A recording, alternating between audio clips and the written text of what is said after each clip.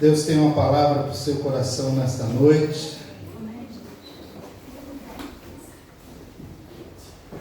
É importante você entender que Deus fala da maneira que Ele quer. E o mais importante para nós é sermos tocados pela palavra dEle. Amém? Vamos ler Mateus, capítulo 3. Abra aí a sua Bíblia, ou acesse a sua Bíblia, em Mateus, Evangelho escrito por Mateus, capítulo 3, a partir do primeiro versículo.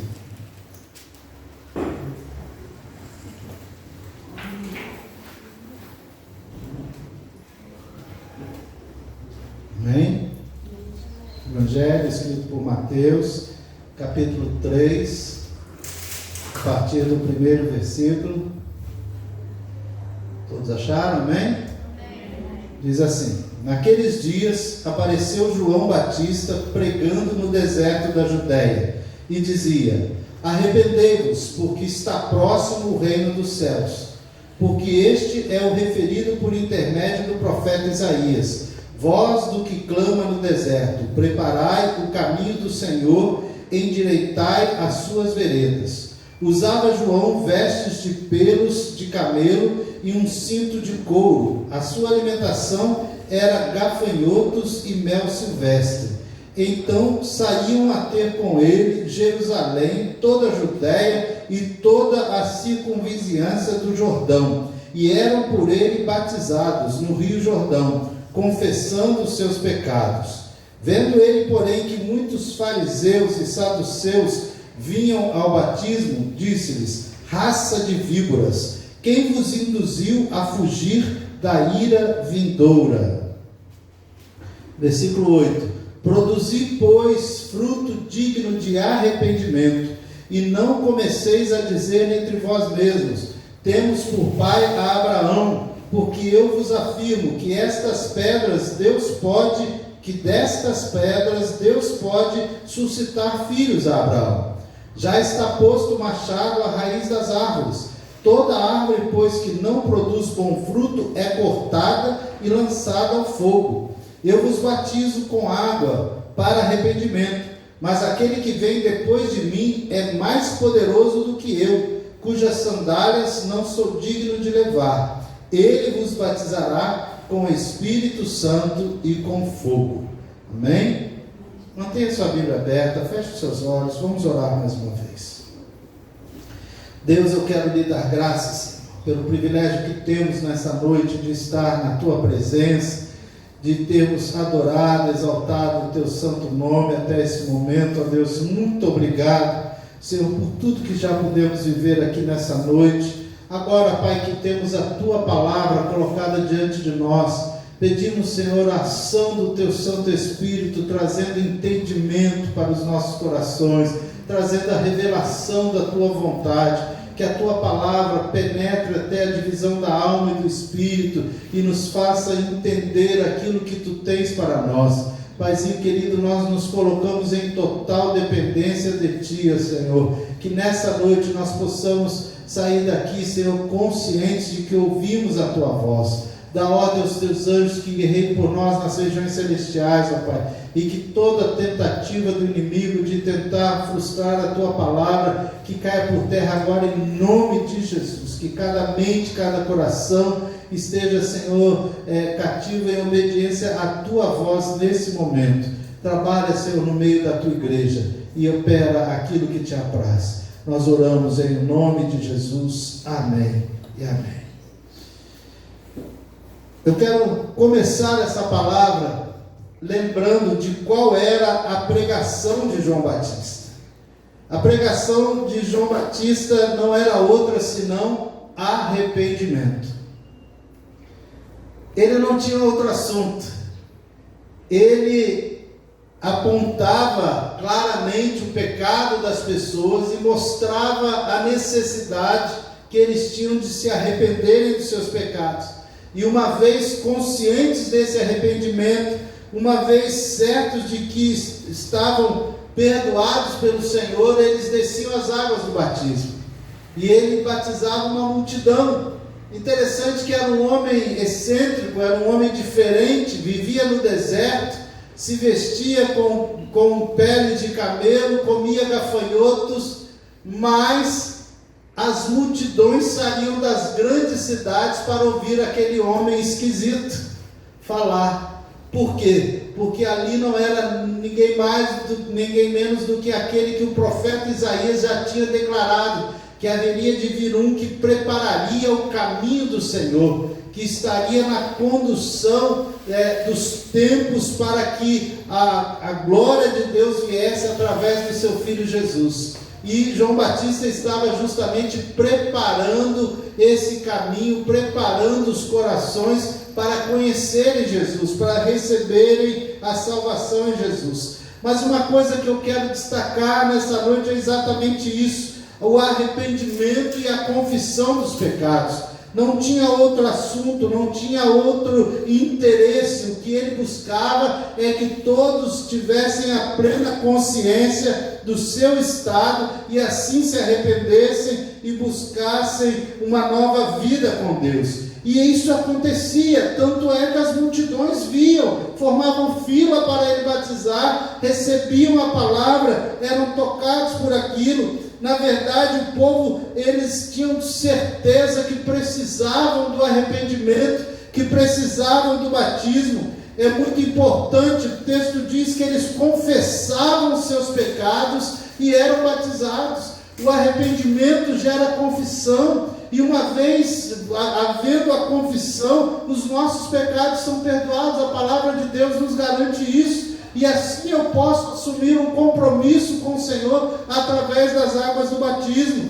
Uma coisa que nós podemos entender é que a realidade é o que nós precisamos entender e trazer para a nossa vida, é que é muito mais importante você confessar o pecado e se arrepender dele, do que nunca mais ter essa oportunidade e partir para a vida eterna sem uma experiência real com Deus. Então a confissão, o arrependimento, ele deve acontecer quando nós ouvimos a palavra de Deus, quando nós entendemos aquilo que Deus está fazendo, quando nós reconhecemos aquilo que nós somos, quando nós olhamos para a luz de Deus, e essa luz de Deus traz iluminação sobre as nossas vidas. Uma coisa é certa: nós vamos ver o quão falhos nós somos, nós vamos ver o quão errado nós somos, e a palavra de Deus, quando ela penetra no nosso coração, quando a palavra verdadeira do Senhor entra na nossa vida e nós conhecemos a palavra de Deus,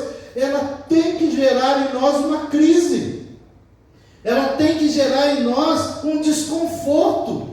E eu creio que era exatamente isso que acontecia com o povo naquela época. Por quê? Porque eles tomavam a decisão de se arrepender, de confessar o pecado e deixar aquela vida. Iam até aquele homem distante no deserto, com práticas diferentes, com vestimentas diferentes, mas com a palavra de Deus. E isso era o bastante para eles reconhecerem a sua situação e dizer: eu preciso de perdão, eu preciso dessa salvação, eu me arrependo de quem eu fui até hoje. E é exatamente isso que eu quero comparar nos dias de hoje. Será que hoje em dia existe isso? Será que hoje em dia a igreja do Senhor tem causado essa crise nos corações, tal como João Batista causava em todos que o ouviam naquela época? Ou será que a gente tem apresentado o evangelho assim, café com leite, feijão com arroz, tipo assim, pode vir do seu jeitinho, que depois você vai mudando, depois você vai deixando as coisas erradas? Não é esse o evangelho que a palavra de Deus nos ensina. O evangelho que a palavra de Deus nos ensina é o evangelho do arrependimento, é o evangelho de cruz, é o evangelho de morte, é o evangelho de reiniciar uma nova vida diferente de tudo aquilo que nós vivemos. Será que hoje em dia nós vemos arrependimento como havia naquele tempo, no tempo de João Batista? Fila fila de pessoas, multidões para serem batizados por ele. Por quê? Porque estavam vivendo uma crise, e essa crise causada pela palavra que eles acabaram de ouvir, e mediante essa crise, essa consciência do seu erro, do seu pecado, eles decidiram: eu me arrependo, e confessavam os seus pecados, declaravam que estavam fazendo de errado. Infelizmente hoje em dia não é assim. Infelizmente muitas pessoas estão vindo para a igreja com a intenção de passar a cumprir um ritual religioso. Estão vindo para a igreja com a intenção de cumprir uma obrigação religiosa para tentar causar digamos assim, uma meia satisfação na sua consciência. Mas não existe uma decisão de arrependimento, não existe uma decisão de pecado, de deixar os pecados. Não existe essa crise interior que nos faz chorar, que nos faz nos arrepender, que nos faz reconhecer que nós não somos nada, que nós estamos irremediavelmente perdidos sem o perdão do Senhor. Uma coisa que hoje em dia, infelizmente, acontece, e que eu creio que seja uma das coisas que mais dificulta esse processo do arrependimento nas nossas vidas, é o conceito que nós temos de nós mesmos. Sabe por quê?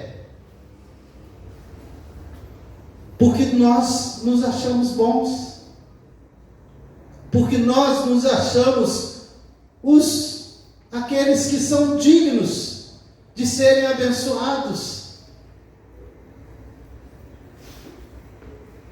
Quando há arrependimento, irmãos, nós reconhecemos quem nós somos.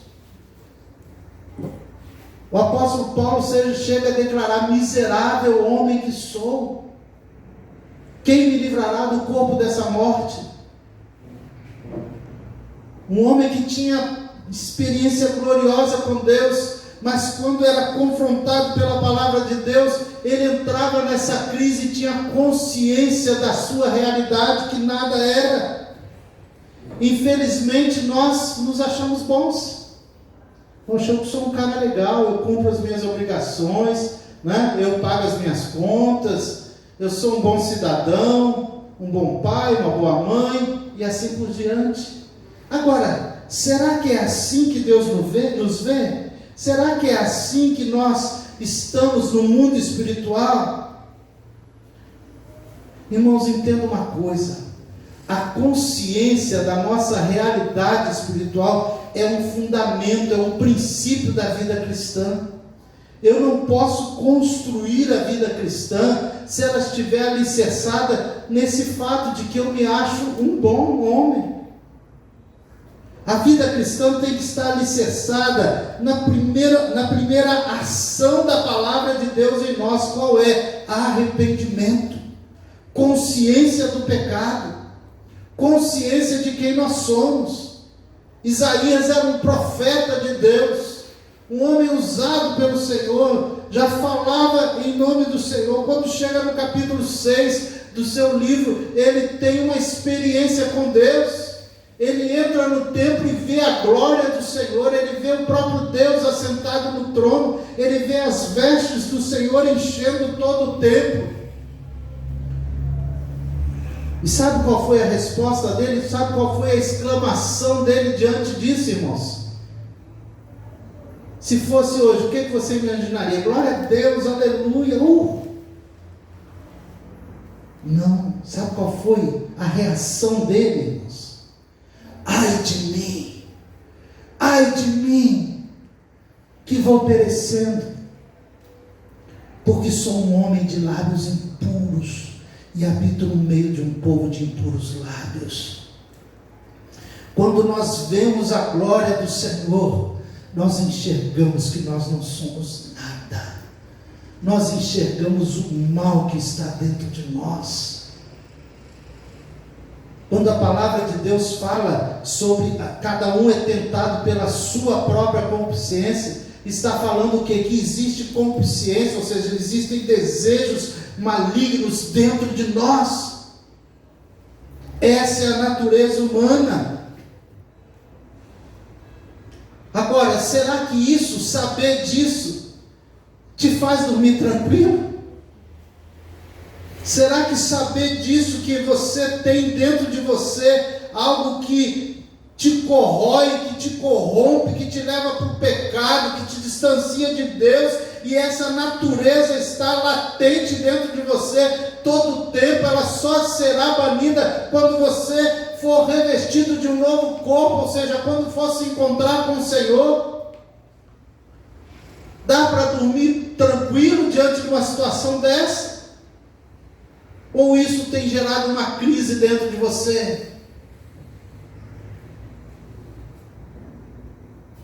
Sem a fundação, sem o alicerce do arrependimento, da consciência de pecado, da consciência da nossa falha, da nossa falibilidade, nós não vamos construir nada na nossa vida espiritual.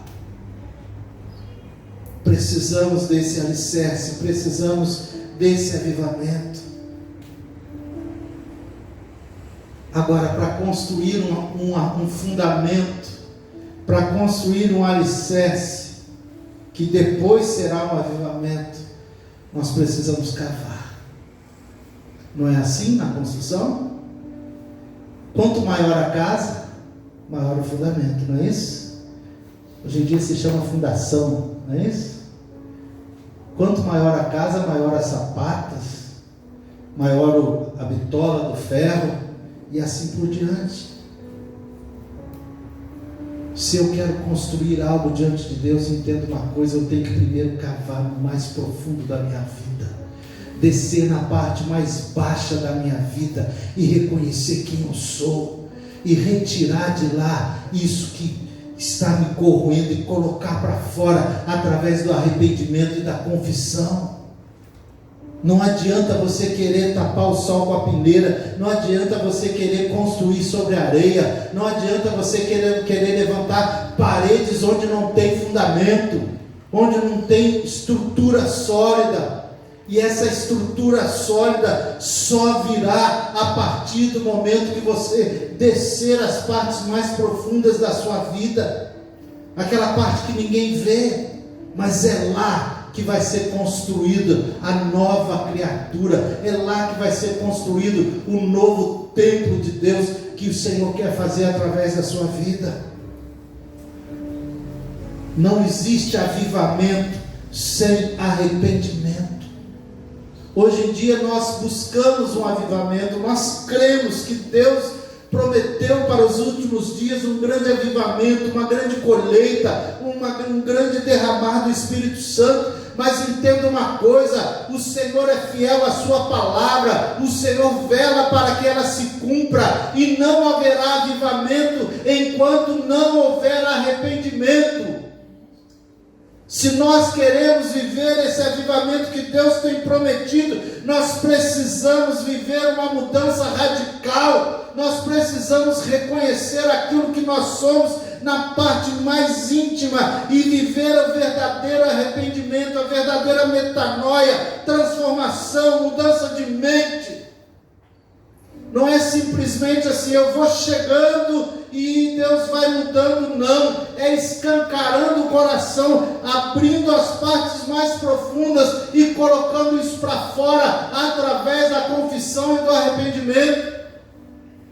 Se isso acontecer, uma coisa é certa: o edifício está sendo construído e coisas grandes virão, inclusive o avivamento de Deus para esse tempo.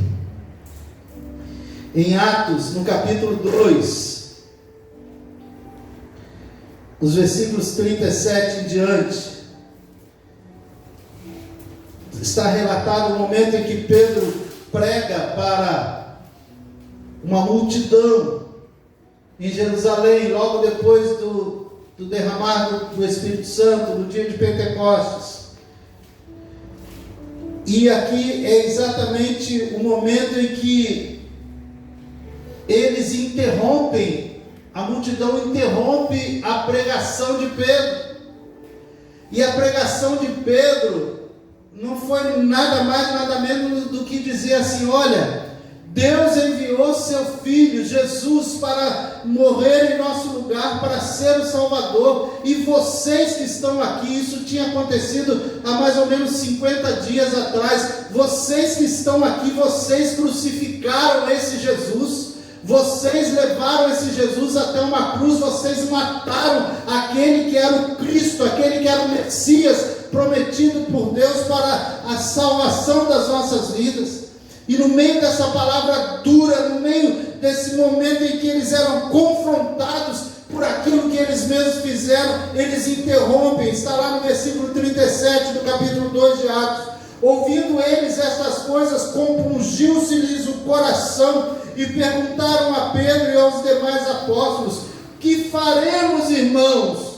Respondeu-lhes Pedro: arrependei-vos e cada um de vós seja batizado em nome de Jesus Cristo para a remissão dos vossos pecados, e recebereis o dom do Espírito Santo, pois para vós outros é a promessa, para vossos filhos e para todos os que ainda estão longe. Isto é para quantos o Senhor nosso Deus chamar. Com muitas outras palavras, Deus deu testemunho e exortava-os, dizendo: salvai-vos dessa geração perversa. Irmãos, não existe na palavra de Deus essa pregação coach, essa pregação dizendo assim: você tem potencial, você tem algo lindo dentro de você, põe para fora. Não. A vida cristã começa, não é mostrando algo lindo que está lá dentro de nós, não é mostrando o que está de feio lá dentro, é mostrando a podridão, é mostrando quem nós somos. E ele termina dizendo: salvai-vos dessa geração perversa. Ou seja, vocês são perversos, mas se salvem disso, mudem essa realidade. Como? Através do arrependimento e pelo batismo. Não tem outra maneira, não tem outra forma, não existe um plano B. Só existe um caminho para nós vivermos aquilo que Deus tem para fazer nas nossas vidas: arrependimento, consciência do pecado. Durante essa pregação dura de Pedro, uma crise se instalou no coração daqueles homens, ao ponto deles interromperem. Diz o texto: compungiu-se-lhes o coração. O que significa isso? O coração ficou doído, o coração ficou apertado. Por quê? Por causa da consciência de pecado. Agora, será que nós temos vivido isso? Ou será que um dia eu falei assim: poxa, gostei dessa igreja, vou ficar aqui, que legal, tem um pessoal bacana. Meu irmão, se foi dessa maneira que você chegou aqui e ainda não viveu um arrependimento genuíno, ainda não tem consciência dos seus pecados, ainda não tem consciência da podridão que há dentro de você, que há dentro de todos nós, e que precisa ser colocado para fora através do arrependimento e da confissão, eu quero te dizer, meu irmão, minha irmã, se você ainda não viveu isso, o Senhor te trouxe hoje aqui para te confrontar e para te dizer: é hora de você reconhecer e viver um verdadeiro arrependimento. Isso aqui não é um clube social, isso aqui não é um grupinho de amigos, não. Isso é a igreja do Senhor, é a igreja dos últimos dias, é a igreja que vai viver o arrebatamento, é a igreja que vai viver o avivamento, é a igreja que verá a grande colheita do Senhor. Mas para que essa igreja viva tudo isso, experimente tudo isso, nós temos que passar pelo verdadeiro arrependimento. Nós temos que reconhecer quem nós somos. A palavra de Deus só gera resultado dentro de nós quando nós nos conscientizamos de quem nós somos. Nós vemos na vida desses homens, dessa igreja que começou aqui no dia de Pentecostes, A palavra de Deus diz que nesse dia 3.000 almas se converteram. Passaram-se mais alguns dias e acontece um reboliço depois de que um paralítico é curado na porta do templo.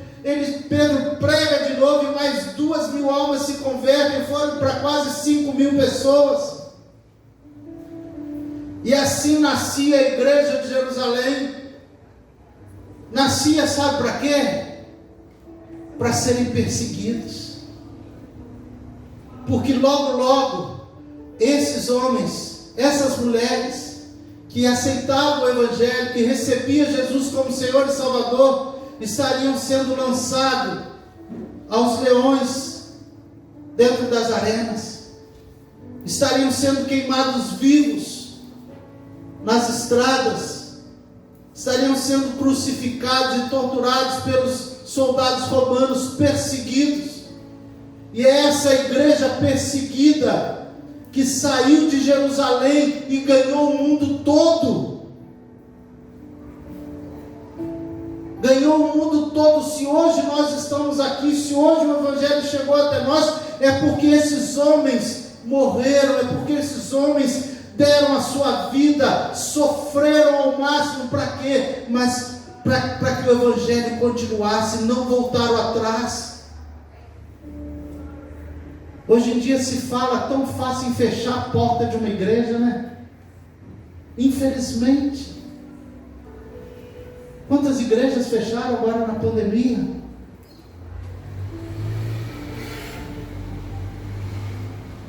Irmãos, a palavra de Deus é clara. A porta que Deus abre, ninguém fecha. Mas também a que Ele fecha, ninguém abre. Se somos igreja do Senhor, o próprio Senhor Jesus disse: as portas do inferno não prevalecerão contra a igreja dele, contra a minha igreja, ele disse. Se somos igreja do Senhor, nós vamos prevalecer, seja com perseguição ou sem perseguição, seja com pandemia ou sem pandemia, seja com dor, seja com sofrimento, mas nós vamos permanecer. Por quê? Porque vivemos um arrependimento genuíno. Agora, se você está aqui só pelo grupinho de amigos, meu irmão, quando vier a perseguição, eu tenho certeza que você vai ser o primeiro a não aparecer mais. Porque só permanece aqueles que têm uma experiência real de arrependimento, que sabem o que Deus fez por ele. Como essa igreja de Atos do Apóstolo era uma igreja apaixonada, era uma igreja cheia de alegria, uma igreja cheia de gratidão, era uma igreja que estava sempre pronta para trabalhar, para se doar. Por que isso não acontece nos nossos dias muitas vezes? Porque muitas vezes ainda não vivemos esse verdadeiro arrependimento. Eles entregavam a sua vida pela igreja do Senhor, pelo Evangelho do Senhor. Eles se doavam por esse Evangelho, pela palavra de Deus, para que ela fosse avançando e fosse conquistando o mundo. E muitas vezes hoje nós não temos disposição nem de fazer um esforço de sair mais um dia de casa, para estarmos em mais uma reunião, estarmos em mais um evangelismo, em mais uma célula. Nós cantamos aqui: quero queimar. Mas será que você está disposto a se queimar, se doar, ser consumido pelo propósito de Deus na sua vida para esses dias? A palavra de Deus, lá em Lucas capítulo 7, versículo 47, diz assim: por isso te digo, perdoados lhes são os seus muitos pecados, porque ela muito amou, mas aquele a quem pouco se perdoa, pouco ama.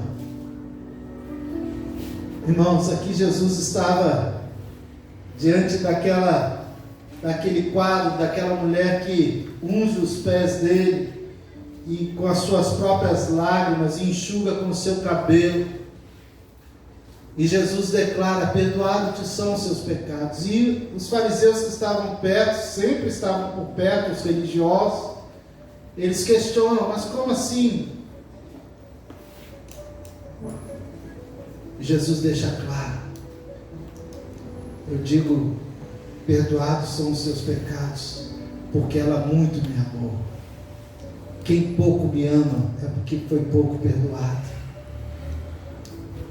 Em outras palavras, sabe por que muitas vezes a gente não ama o Senhor como deveria amar? Porque a gente se acha bom, porque a gente se acha legal, porque a gente se acha assim, o bom cidadão. Então eu fui pouco perdoado. Agora, aquele camarada não, aquele camarada que não presta na vida, ele foi muito perdoado. Agora, eu tenho certeza, esse que não presta na vida e reconhece que não presta, ele não só é perdoado de todos os seus pecados, mas ele ama o Senhor com profundidade.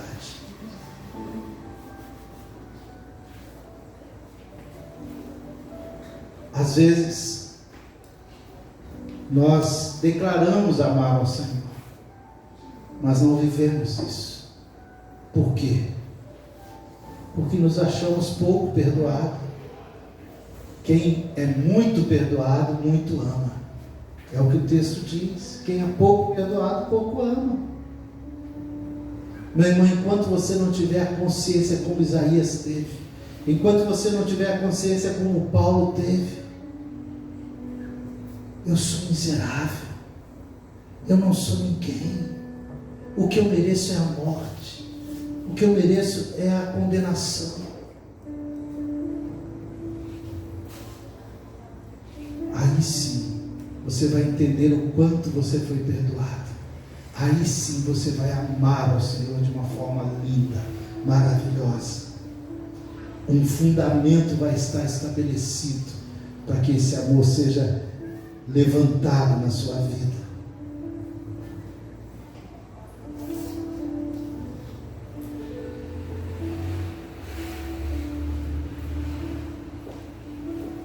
Infelizmente, uma coisa é certa: enquanto você continuar se achando pouco pecador, essa crise que gera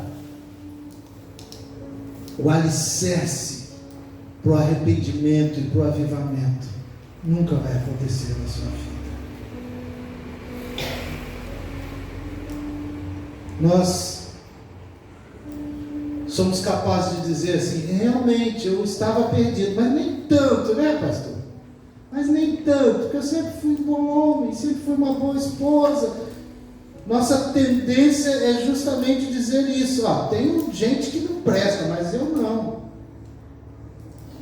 Tem gente que, pelo amor de Deus, não vale nada, mas eu não sou desses. Jesus, um dia, ele foi abordado por um homem. Um homem o procura à noite para conversar com ele. E esse homem chega até ele dizendo assim: bom mestre, e faz uma pergunta para ele. Só que Jesus, antes de responder a pergunta, Jesus falou para ele assim: por que você me chama bom? E Jesus fala: só há um que é bom, é o Pai. Você tem consciência disso? Você tem consciência disso? Que o próprio Senhor Jesus deixa claro que só há um bom, que é o Pai. Só Deus é bom. Nós nos firmamos nessa mentira, nessa falácia de que nós somos bons, e assim impedimos o agir de Deus na nossa vida, porque não vivemos o verdadeiro arrependimento. E alguns ainda são capazes de dizer assim: mas o que eu faço de errado é por causa disso, e ainda termina: tadinho de mim. Tem uma frase que eu costumo dizer, que alguns talvez já conheçam: Quem é bom de argumento é ruim de... Quem sabe? Não? Arrependimento. Pode ter certeza, se você começar a procurar argumento para justificar suas atitudes, pode ter certeza que o arrependimento vai ficar longe. Agora, se você disser, como Isaías, ai de mim que vou perecendo, resumindo o que ele falou, porque eu não presto, uma coisa é certa, o arrependimento virá.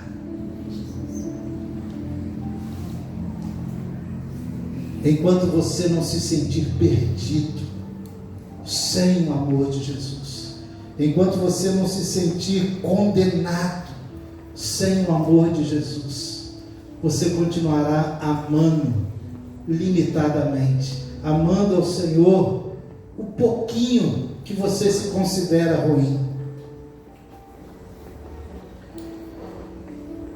Abra a palavra de Deus em Gênesis capítulo 6, para você entender o que Deus pensa de nós. Gênesis capítulo 6, olha o que diz o versículo 5. Viu o Senhor que a maldade do homem se havia multiplicado na terra, e que era continuamente mal todo o desígnio do seu coração. Vamos lá para o versículo 11 agora, de Gênesis 6. A terra estava corrompida à vista de Deus, e cheia de violência. Viu Deus a terra, e eis que estava corrompida, porque todo ser vivente havia corrompido o seu caminho na terra. Talvez você pense assim, pastor, mas essa situação aqui é a situação antes do dilúvio. Por causa disso que o Senhor destruiu a terra. O homem estava corrompido, e por isso o Senhor destruiu praticamente a raça humana toda. Só deixou Noé e os seus filhos lá. Então vamos lá, agora para Gênesis 8, depois do dilúvio. Gênesis 8, versículo 21.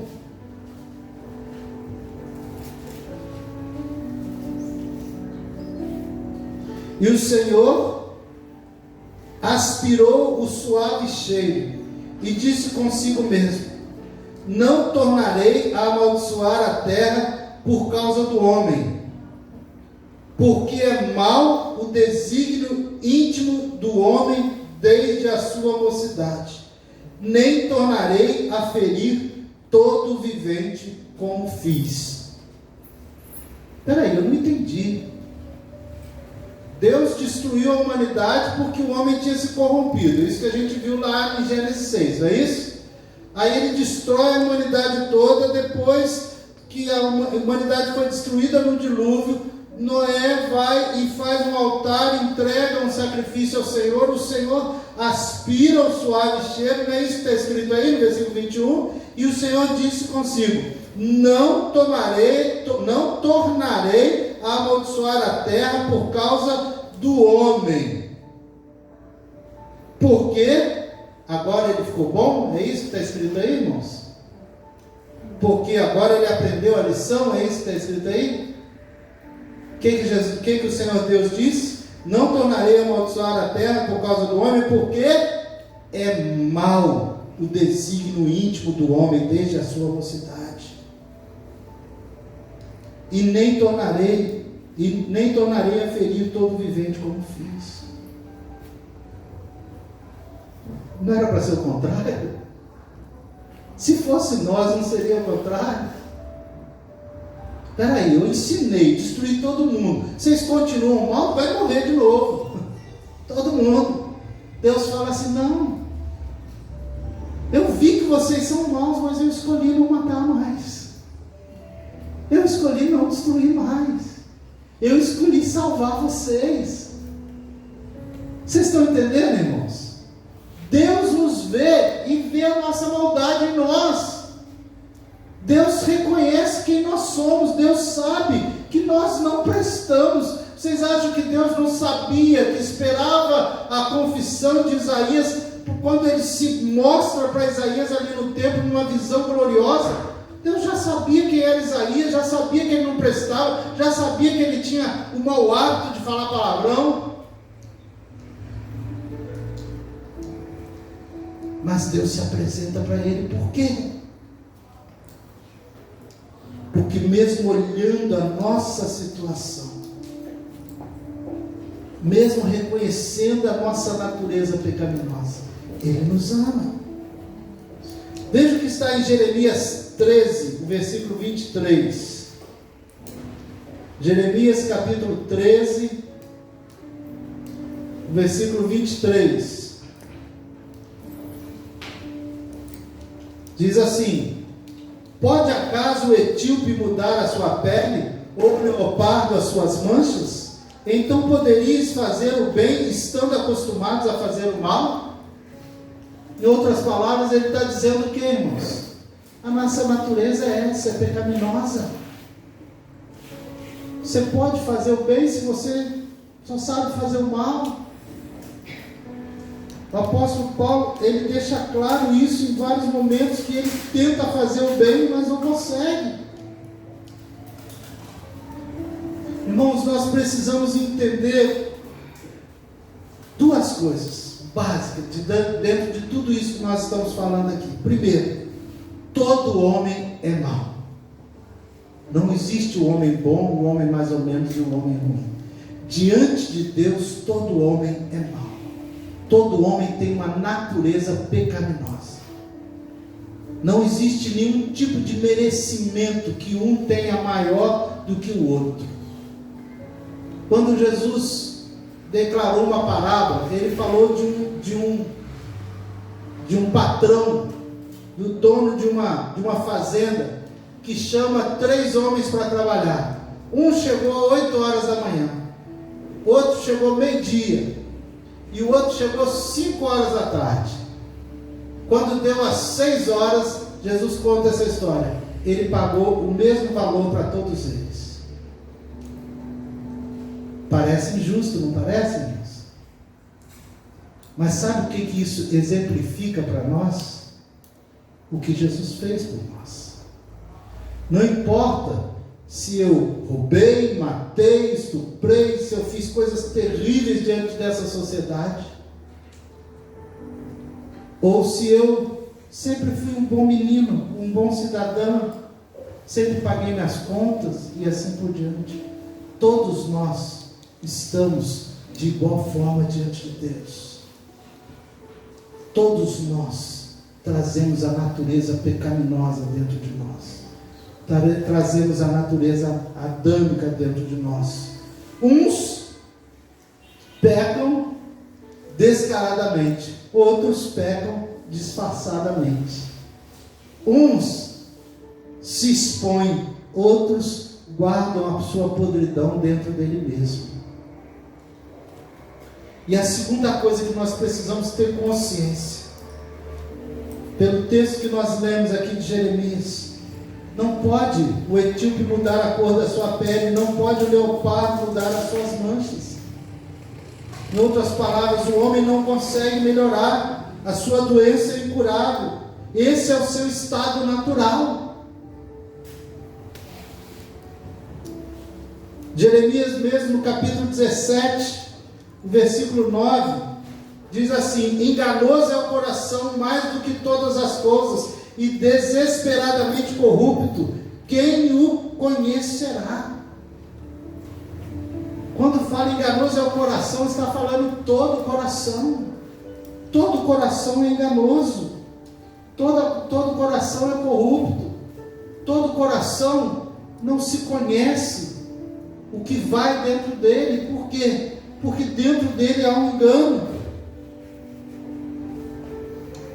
E hoje o que eu quero trazer para nós aqui é essa realidade mesmo, essa realidade de perdição, essa realidade de condenação, que todos nós estamos inseridos dentro dela. No Salmo 51, versículo 5, o salmista Davi chega a dizer Em iniquidade eu fui formado, e em pecado me gerou a minha mãe. Tem gente que interpreta mal esse texto, dizendo, e a mãe dele pulou a cerca. O que ele está dizendo, irmãos? Que ele nasceu com essa natureza pecaminosa, que esse pecado que está dentro de nós veio da nossa linhagem. Nós não temos para onde correr, não veio só do nosso avô, do nosso bisavô, não veio de Adão. A palavra de Deus deixa claro isso, que por um homem o pecado entrou no mundo, e ali ele permaneceu até que por um homem entrasse a salvação, que é Jesus. Então, na verdade, nós não temos para onde correr. Romanos 3:23 diz o quê? Porque todos pecaram e destituídos estão da glória de Deus, ou seja, da presença de Deus. Romanos capítulo 7, versículo 18, vamos lá.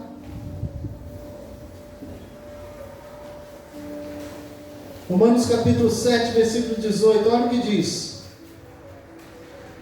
Porque eu sei que em mim, isto é, na minha carne, não habita bem nenhum, pois o querer o bem está em mim, não, porém, o efetuar.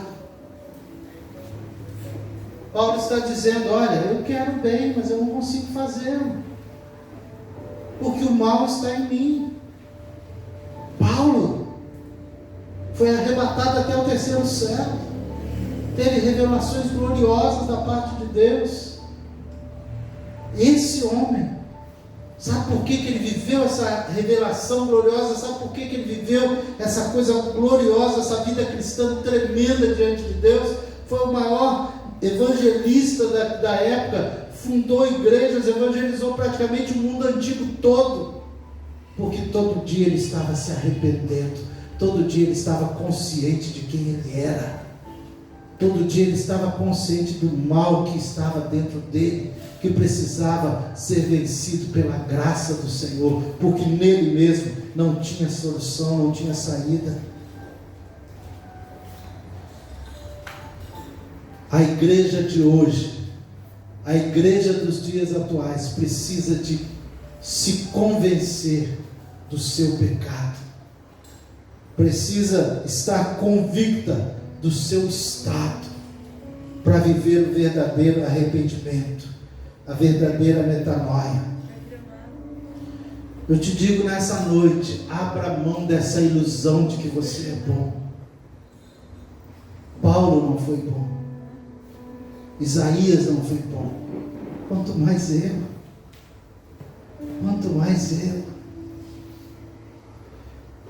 O homem tem essa tendência a esconder a sua natureza, a esconder o seu pecado.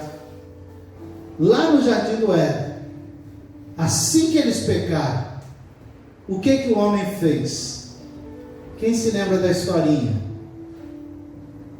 Lá da salinha das crianças. Eles cozeram folhas de figo para tampar as suas vergonhas e esconder aquilo que os envergonhava. Quando Deus chega procurando por eles, como se Deus não soubesse, né? O que houve, Adão? Ah, Senhor, foi a mulher que tu me deste. O que houve, mulher? Ah, foi a serpente. Aí Deus tem uma conversa séria com eles. Eles recebem a maldição do pecado, a terra recebe a maldição do pecado. Eles são expulsos do Jardim do Éden. Mas antes de serem expulsos, a Bíblia diz que o Senhor sacrifica um animal, um cordeiro, e com a pele do cordeiro fez roupas para eles. Meu irmão, entenda uma coisa, preste atenção nisso, quem tem que encobrir o seu pecado é o Senhor.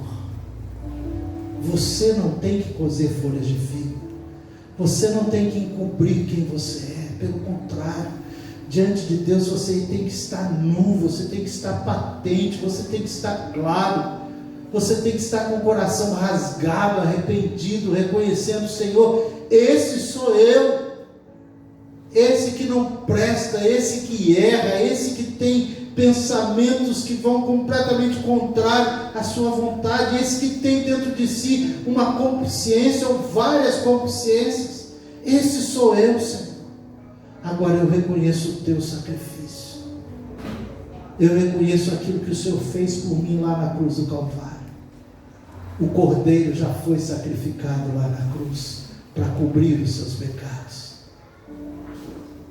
O Senhor faz questão de dizer que os nossos pecados Ele lança no mar do esquecimento e não se lembra mais. Mas isso só acontece depois de um verdadeiro arrependimento, depois que eu chego nu diante dele dizendo: Senhor, esse sou eu, sem capa, sem esconderijos, sem subterfúgios, sem fuga, e eu estou arrependido, reconheço quem eu sou e preciso do perdão. Vamos lá para Efésios capítulo 1. Veja o que o Senhor preparou para nós diante dessa realidade. Efésios capítulo 1, a partir do versículo 3, diz assim: Bendito Deus e Pai de nosso Senhor Jesus Cristo, que nos tem abençoado com toda sorte de bênçãos espiritual nas regiões celestiais em Cristo, assim como nos escolheu nele antes da fundação do mundo, para sermos santos e irrepreensíveis perante ele, e em amor nos predestinou para ele, para a adoção de filhos, por meio de Jesus Cristo, segundo o beneplácito de sua vontade. Beneplácito é propósito, amém, irmãos? Teclinha sabe aí, propósito, segundo o beneplácito de sua vontade, para louvor da glória de sua graça, que ele nos concedeu gratuitamente no amado, ou seja, em Cristo, no qual temos a redenção pelo seu sangue, a remissão dos pecados, segundo a riqueza da sua graça, que Deus derramou abundantemente sobre nós em toda a sabedoria e prudência, desvendando-nos o mistério da sua vontade, segundo novamente o seu beneplácito, que propusera em Cristo, de fazer convergir nele, na dispensação da plenitude dos tempos, todas as coisas, tanto as do céu como as da terra. Nele, digo, no qual fomos também feitos herança, predestinados segundo o propósito daquele que faz todas as coisas conforme o conselho da sua vontade. Em outras palavras, irmãos, resumindo tudo isso aqui, Ele nos amou. Ele nos amou. Ele providenciou a salvação. Ele enviou o seu Filho Jesus. Mesmo conhecendo a nossa natureza, mesmo sabendo de tudo que nós somos, de tudo que nós iríamos fazer, Ele nos amou. Ele providenciou a salvação. A salvação não foi providenciada por nós. A salvação não nasce da nossa boa vontade, da nossa decisão de levantar a mão. A salvação não nasce daquilo que nós um dia resolvemos: vamos mudar de vida. Não. A salvação nasce no coração de Deus. Ele é que escolheu nos salvar. Ele é que nos predestinou para essa salvação. Entenda uma coisa: nós não simplesmente o escolhemos. Ele mesmo diz: não foste vós que me escolheste, mas eu escolhi a vós, para que vades e deis frutos, e o vosso fruto permaneça. Entenda uma coisa: a graça dele, o favor imerecido é o que nos mantém de pé. A graça dele é o que nos trouxe a salvação. O amor dele é o que nos amou primeiro. O irmão Eduardo leu aqui na abertura exatamente o texto que diz isso, que ele nos amou primeiro. Ele nos amou primeiro. Talvez hoje você esteja aí se honrando pelo amor que você tem por Deus, por tudo que você faz para Deus. Querido, entenda, você não pode retribuir nada. Por quê? Porque a sua natureza é pecaminosa. O pecado continua dentro de você, o mal continua dentro de você. Se ele não se manifesta hoje, é porque o Espírito Santo controlou a sua vida. E enquanto a sua vida não for controlada pelo Espírito Santo, entenda uma coisa: o pecado vai continuar tomando posse, tomando a direção da sua vida. E a graça dele está disponível, a salvação dele está disponível. Ele nos amou, ninguém faz por merecer. Somos salvos porque ele desejou nos salvar, porque ele escolheu nos salvar. Não tem como trabalhar para receber essa salvação. Não adianta fazer penitência, pagar promessa, não adianta trabalhar muito para o Senhor, não adianta querer exercer cargos cada vez mais trabalhosos, dizendo: eu preciso fazer por merecer. Não há merecimento algum na figura do ser humano, porque o homem é mau. E é isso que a gente precisa entender, que essa graça escandalosa, essa graça que não faz sentido, essa graça que o entendimento humano não consegue compreender, é o que nos salvou. Agora nós só vamos viver essa graça, nós só vamos entender aquilo que Deus fez, quando nós entrarmos nessa crise do arrependimento. Enquanto nós não entendemos o quão mal nós somos, enquanto nós continuarmos nos achando bom, enquanto nós não perdemos a noite de sono pensando: eu preciso dessa salvação, entenda uma coisa: você nunca vai ter noção do que Deus fez por você. João 3,16 não faz sentido. Porque Deus amou o mundo de tal maneira que deu o seu Filho unigênito, para que todo aquele que nele crê não pereça, mas tenha a vida eterna. Você já pensou nisso? Se o homem é mau, pastor, se o Senhor mostrou aí que o homem é mau, que a nossa natureza é má, como assim Deus nos amou? É isso. É o que nós lemos lá depois do dilúvio. Olha, eu sei que vocês são maus, mas eu não vou mais destruir vocês. Eu sei que vocês são maus, mas eu amo vocês. Vocês são meus filhos.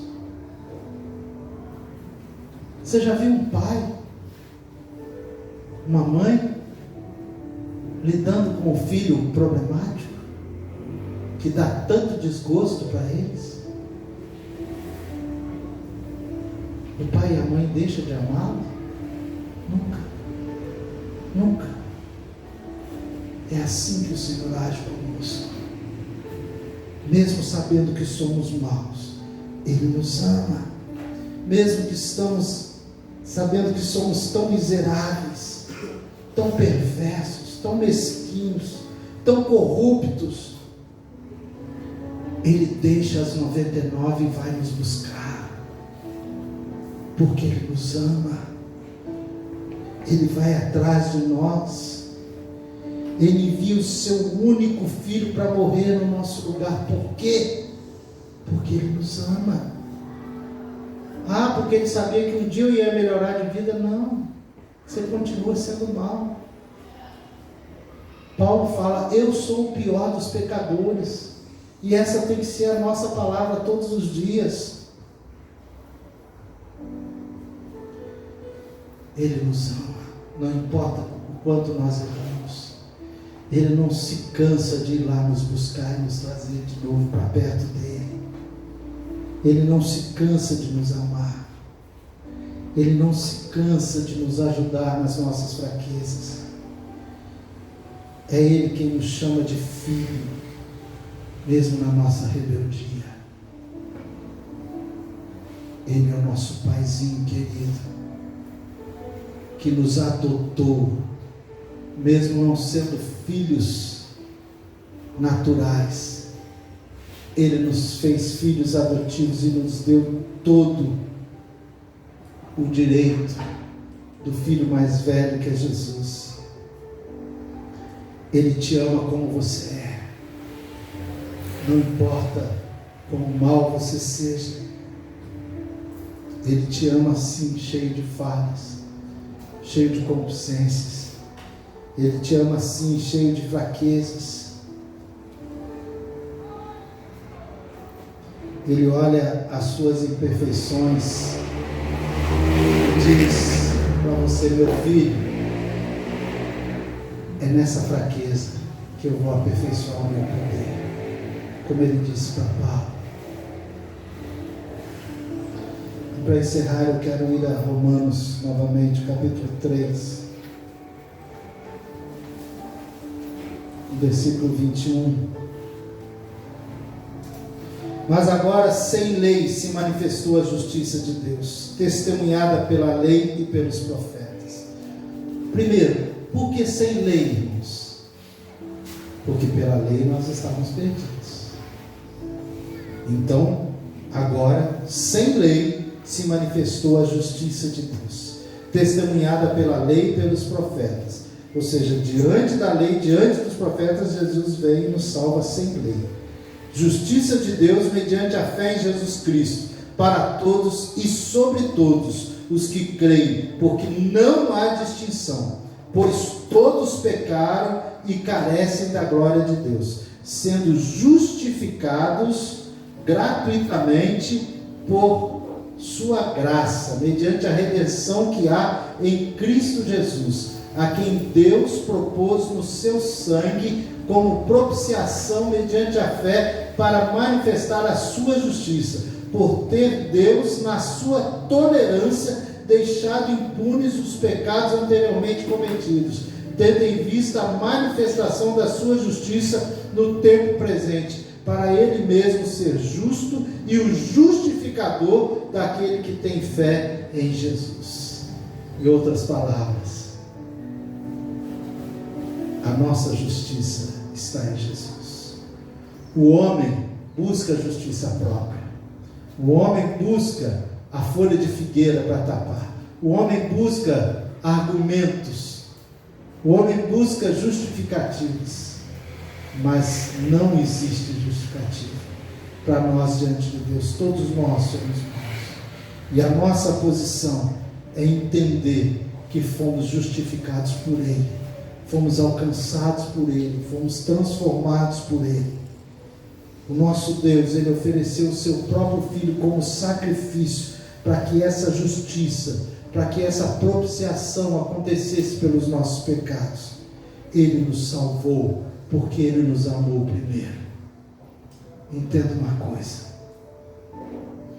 enquanto você não viver essa realidade, enquanto você não viver essa crise do arrependimento, o fundamento daquilo que Deus tem para fazer na sua vida não estará pronto. O que eu te convido nessa noite é você sair daqui dizendo: miserável homem que sou, quem me livrará do corpo dessa morte? Porque o bem que eu quero, esse eu não faço, mas o mal que eu quero, todo dia me bate a porta. Essas são as palavras do apóstolo Paulo, do grande homem de Deus. Se coloque de pé nesse momento. O Senhor não te trouxe aqui por acaso. O Senhor está preparando a sua igreja para algo tremendo que irá acontecer. O Senhor está levantando uma igreja diferente de tudo que já vivemos, diferente de tudo que já experimentamos. Acabou o tempo de nós pregarmos a bênção, a prosperidade, o carro novo, a chave na mão, a porta aberta. Tudo isso Deus te dá. Tudo isso Deus sabe que você precisa. Mas é tempo de nós nos arrependermos. É tempo de nós entendermos o que o Senhor está fazendo, levantando uma igreja consciente da sua posição, consciente da sua realidade e disposta a viver esse arrependimento. capaz de nos lançar em uma crise e de dentro dessa crise nos levantar em amor e fazer de nós grandes homens e grandes mulheres de Deus. Feche os seus olhos. Eu quero te dar um momento agora para você estar orando assim. Mediante essa palavra, mediante tudo que você ouviu, o que você tem a dizer para o Senhor. É hora de arrepender-se. É hora de abrir o coração. É hora de se colocar diante do Senhor e dizer: Senhor, eu não quero mais me achar o bom. Eu não quero mais procurar justiça em mim mesmo. Mas eu quero reconhecer que sem Ti eu não sou nada. Que sem o Teu perdão eu não sou nada. E eu preciso desse amor. Fale com Deus. Fale com Deus. Ele está ouvindo a sua oração. Ele está ouvindo a sua oração. Não perca esse momento. Não se distraia nesse momento. É momento de arrependimento. Enquanto nós louvamos ao Senhor, levante a sua voz em oração. Diga para Deus. Diga para Deus aquilo que você é. Arranque as folhas de figo. Mostre-se por inteiro diante de Deus. Rasgue o seu coração diante dele nesse momento, em arrependimento, em confissão, tal como acontecia nos dias de João Batista, que aconteça hoje nos nossos dias. Tal como João Batista preparou o caminho para a vinda do Filho do Homem, para a primeira vinda do Filho do Homem. Assim o Senhor levanta hoje uma igreja que preparará o caminho para a segunda volta do Senhor Jesus. E essa igreja somos nós. E tem que haver arrependimento, tem que haver confissão, tem que haver reconhecimento de quem você é, de quem nós somos, do nosso pecado, da nossa natureza. E arrependidos precisamos ir até o Senhor para assim fortalecermos os alicerces de uma igreja forte que se levanta para preparar o caminho para aquele que vem, para aquele que voltará, para aquele que virá a buscar os seus amados. Deus, em nome do Teu Filho Jesus,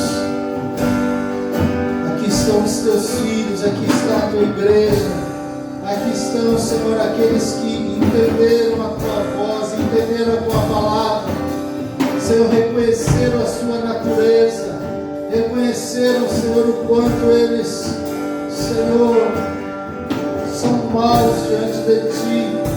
E agora, Senhor, em arrependimento se colocam em oração diante de Ti, pedindo perdão, confessando os seus pecados. Senhor, que esta palavra possa levá-los a uma crise, mas a crise de arrependimento, que os levantará para uma vida nova, para uma vida de conquista, de avanço, preparando o caminho para a Tua volta, Senhor. Senhor, trabalha em cada coração, trabalha em cada vida, que eles sejam, Senhor, agora transformados, que eles sejam marcados pelo Teu amor, que eles sejam marcados, ó Deus, pelo arrependimento, e que eles vivam, Senhor, um tempo, Senhor, de uma nova relação contigo, de uma nova intimidade contigo, ó Deus. Ensina aos Teus filhos, Senhor, tudo aquilo que o Senhor tem para fazer na vida deles. Abençoa-os, ó Deus. Fortalece-os, Senhor, para a jornada que o Senhor traçou para a vida de cada um deles. Senhor, levanta a tua igreja com graça e autoridade nesses últimos dias, para a honra e glória do teu santo nome. Em nome de Jesus. Em nome de Jesus.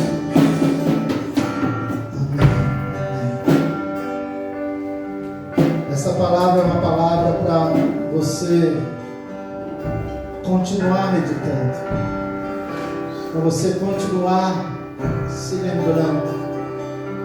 E tal como o apóstolo Paulo, tal como todos esses homens de Deus, todos os dias, você se voltar para o arrependimento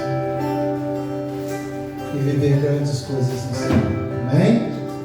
Graças a Deus. Nós estaremos nesse momento orando, agradecendo a Deus por esse culto. Chegou às minhas mãos pedido de oração pelo Senhor.